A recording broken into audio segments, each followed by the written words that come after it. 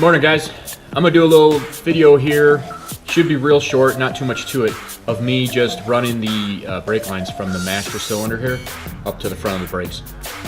The front brakes on the Baja, when I started doing them, I did them with a double flare.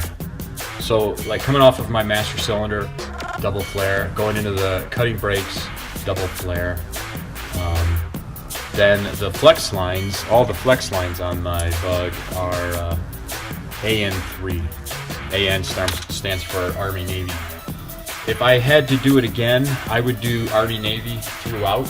So consider that if you're considering a project like that. I think the Army Navy connections are easier to make than these double flare because I do kind of struggle with these double flare connections.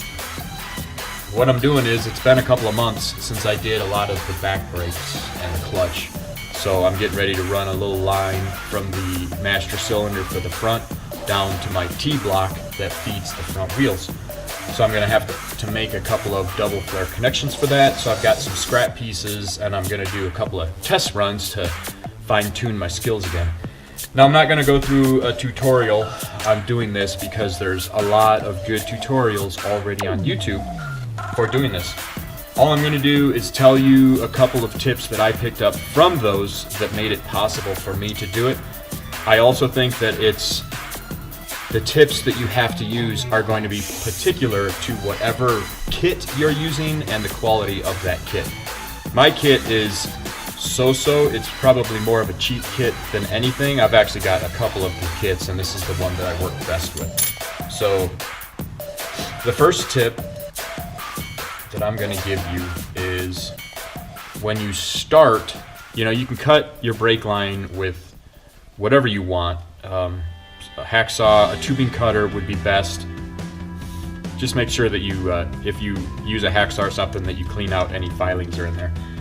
But the most important thing for me for starting is that you set your brake line in your clamping tool. Snug it down. Try and make sure that the clamping tool clamps shut pretty tight. And then you do need to make sure that you clamp it down all the way. Tighten it down all the way.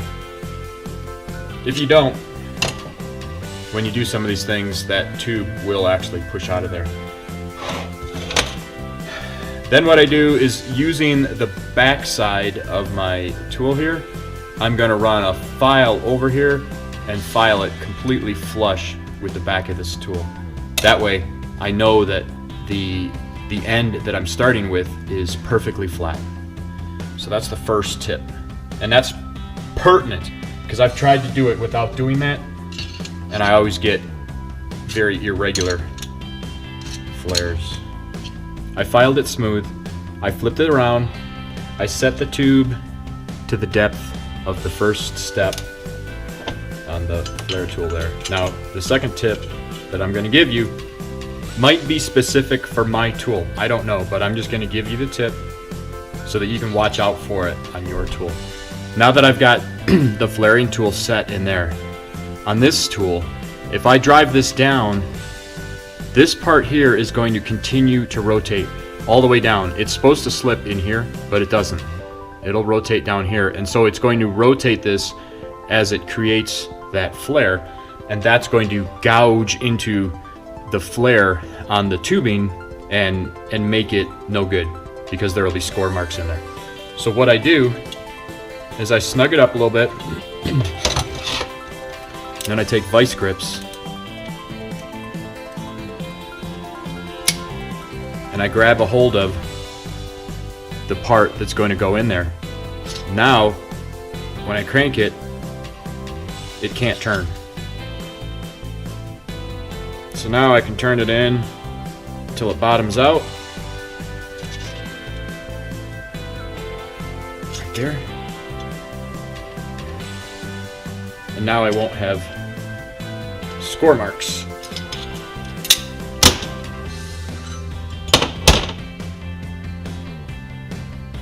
See that? You probably can't see that. That is an acceptable flare. It's not going to win any awards. My talents don't seem to lie in double flaring, but it'll work. And most importantly, it's a decent flare. There's no significant scoring in there, so I could work with that. So the two tips I'm giving you are to file the end of your tubing so that it's smooth to give you a good working surface, and then depending on your tube or your tools, clamp this with vice grips if needed so that when you turn it in, it doesn't rotate. It started up front here. This is my front brake master cylinder, this is the rear brake, this is the clutch. So I added this little fitting in here to take it from 1/8 inch NPT to inverted flare female. Then it comes up through here.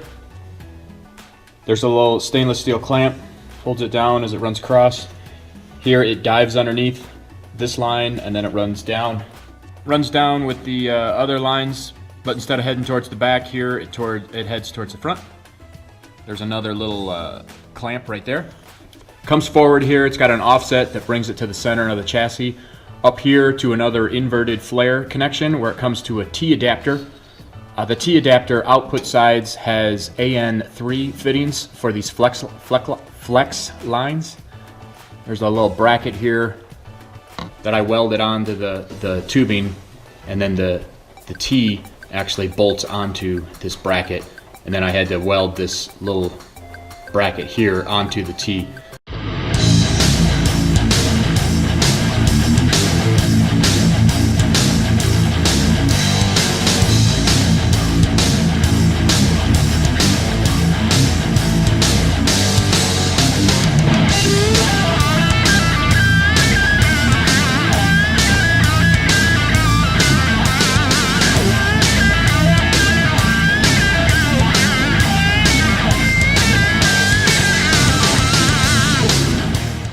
Because the flex lines are going to subject this T to so much twisting and whatnot, I had to make a really robust bracket for this. So I TIG welded this little piece onto the T, then I welded this piece of steel on the chassis here, and then the T bolts to it there.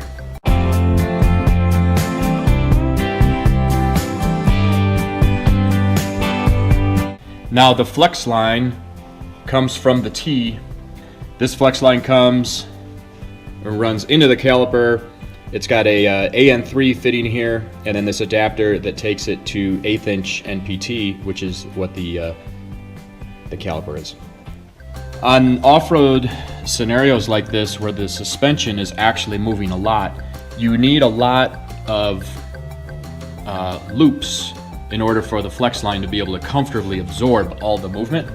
So with the big loop that I had to put here, and the fairly good sized loop that I had to put here, it really brought me down to only about 12 inches of straight on the chassis here, and that wouldn't make any sense to have 12 inches of hard pipe with a fitting here and a fitting there. Plus, another thing that's really nice about this is with a setup like this, you can clip this flex line and disconnect it, and if you're doing work on your front suspension, you can then take the calipers and kind of just set them under the chassis, and then nothing is connected to this, and you can rip off all the front suspension. So it makes maintenance a little bit easier. So thanks for watching the video. I hope it possibly gave you some ideas and could help you out on some of your builds. I hope to see you guys on another video. Thanks for watching.